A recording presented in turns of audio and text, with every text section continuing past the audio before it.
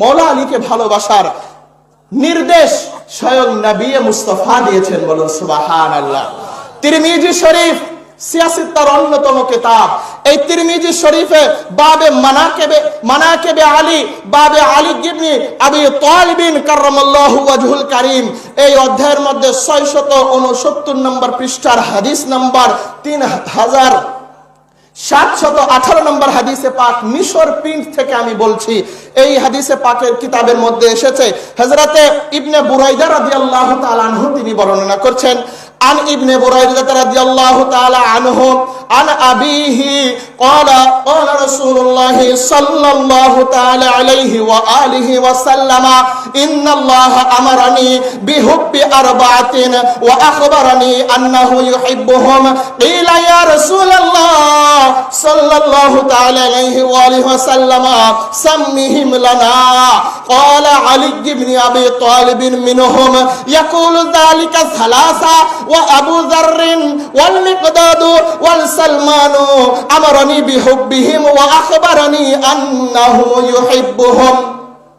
তিরমিজি শরীফের হাদিসে পাকের মধ্যে এসেছে, হযরত আবু বুরাইদা রাদিয়াল্লাহু তাআলা আনহু তিনি তার পিতা থেকে বর্ণনা করছেন। তিনি বলেন, নবী তো জাহান রাহমাতুল লিল আলামিন নবীজি ইরশাদ করেছেন, আল্লাহ তাআলা আমাকে 4 ব্যক্তিকে ভালোবাসার জন্য নির্দেশ দিয়েছেন। কয় ব্যক্তিকে?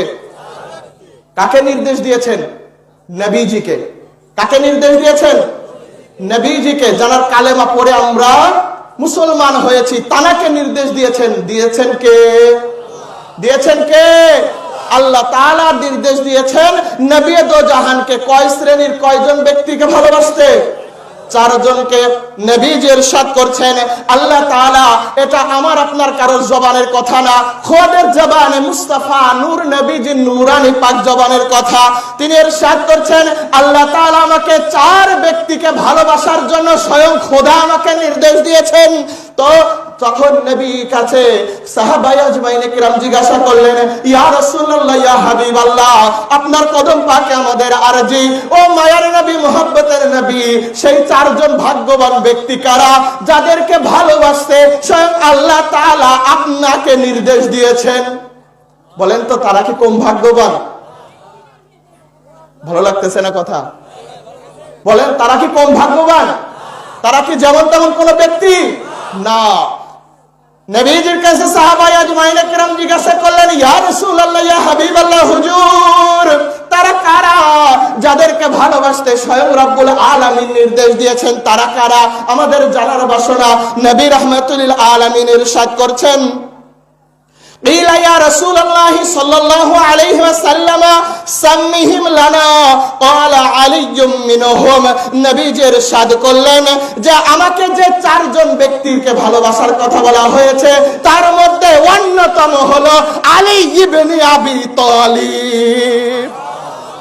শুধু নবীজি এই 4 জনের কথা যখন বললেন যে সর্বপ্রথম এই 4 জনের মধ্যে অন্যতম হলো মাওলা আলী। সে কে? আলীর নাম নিতে কষ্ট হচ্ছে? সে কে? মাওলা আলী আলাইহিস সালাতু ওয়াস সালাম। হাদিসে পাকের মধ্যে ইরশাদ করছেন, মাওলা আলীর নাম যখন নবী রাহমাতুল লিল আলামিন নিলেন, ইয়াকুলু যালিকা সালাসা, নবীজি একবার নয়, 2 বার নয়, 3 বার বললেন, আল্লাহ তাআলা মাওলা আলীকে ভালোবাসার জন্য আমাকে নির্দেশ দিয়েছেন। আল্লাহ তাআলা মাওলা আলীকে ভালোবাসার জন্য আমাকে নির্দেশ দিয়েছেন। আল্লাহ তাআলা মাওলা আলীকে ভালোবাসার জন্য আমি নবীজিকে নির্দেশ দিয়েছেন।